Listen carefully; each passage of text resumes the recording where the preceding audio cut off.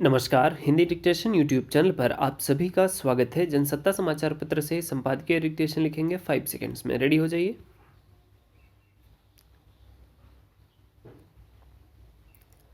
अब केंद्रीय जांच एजेंसियों के कथित दुरुपयोग का मामला सर्वोच्च न्यायालय में पहुंच गया है।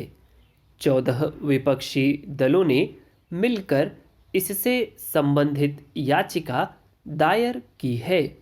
इन दलों ने अदालत के समक्ष गुहार लगाई है कि गिरफ्तारी और हिरासत को लेकर केंद्रीय जांच एजेंसियों के लिए दिशा निर्देश जारी किए जाएं।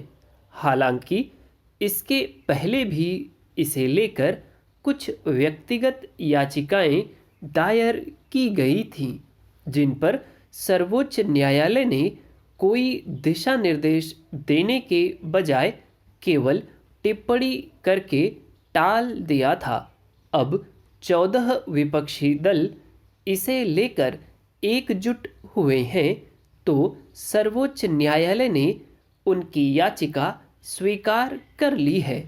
इस तरह अब विपक्षी दल जो बाहर बयान दिया करते थे कि उन्हें सबक सिखाने के इरादे से सरकार केंद्रीय एजेंसियों का दुरुपयोग कर रही है, वे अब सर्वोच्च न्यायालय के संवैधानिक दिशा निर्देश का इंतज़ार करेंगे।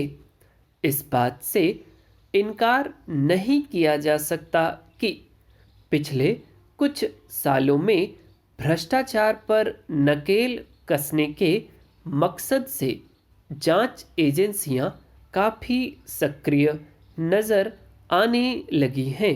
शायद उन्हें मुक्त हस्त भी किया गया है, जिसके चलते लगातार छापे पड़ रहे और भ्रष्टाचार के मामलों में जांचें तेज हो गई हैं। मगर खुद जांच एजेंसियों की तरफ से जारी आंकड़ों के मुताबिक छापों और कार्रवाइयों की तुलना में दोषियों की पहचान बहुत कम हो पाई है। महज 4 से 5% मामलों में दोष सिद्ध हुए हैं। बाकी के लोगों को नाहक परेशानी और बदनामी उठानी पड़ी है। ऐसे में विपक्षी दलों की नाराजगी निराधार नहीं कही जा सकती। फिर यह भी स्पष्ट है कि केवल विपक्षी दलों के नेताओं के खिलाफ जांच एजेंसियों का शिकंजा कसता है। उन नेताओं के मामलों में जांचें ठंडे बस्ते में डाल दी गईं जो पहले विपक्ष में थे मगर फिर सत्ता पक्ष में आ गए। विपक्षी पार्टियां उन नेताओं के नाम की सूची जारी करती रही है। सार्वजनिक मंचों से उनके नाम लेकर सवाल पूछती रही हैं कि अमुक अमुक के खिलाफ कार्रवाई क्यों नहीं होती। दरअसल जांच एजेंसियों के खिलाफ विपक्षी दलों में एकजुटता दिल्ली के उप मुख्यमंत्री मनीष सिसोदिया की गिरफ्तारी के बाद शुरू हुई। सारे दलों ने उसका विरोध किया था। यह भी देखा गया है कि भ्रष्टाचार, धन शोधन या फिर कर चोरी के मामले में जांच एजेंसियां अपने दायरे से बाहर चली जाती हैं। जिन मामलों में आयकर विभाग को जांच करनी चाहिए, उनमें भी प्रवर्तन निदेशालय जांच शुरू कर देता है। फिर पुख्ता सबूतों के अभाव में भी कई लोगों की गिरफ्तारी कर सलाखों के पीछे पहुंचा दिया गया है। हालांकि सर्वोच्च न्यायालय पहले ही कह चुका है कि जांच एजेंसियों को उनके काम से रोका नहीं जा सकता। धन शोधन और आयकर चोरी से जुड़े मामले अंतर्राष्ट्रीय आतंकवाद से संबंधित भी हो सकते हैं।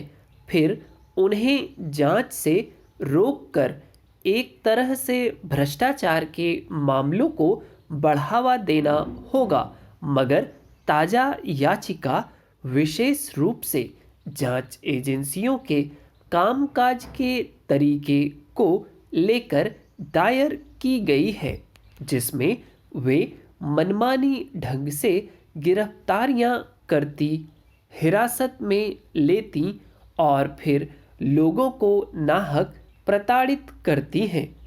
उनके कामकाज के तरीके और लक्ष्य बनाकर छापे डालने आदि से स्पष्ट होता है कि वे केंद्र सरकार के इरादे के अनुरूप काम कर रही हैं। ऐसे में सर्वोच्च न्यायालय उनके कामकाज को लेकर संवैधानिक हदें तय कर सकता है। संविधान में कामकाज को लेकर उनके दायरे तय हैं।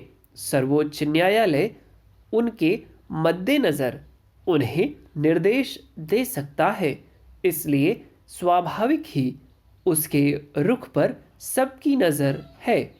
That's all, thank you.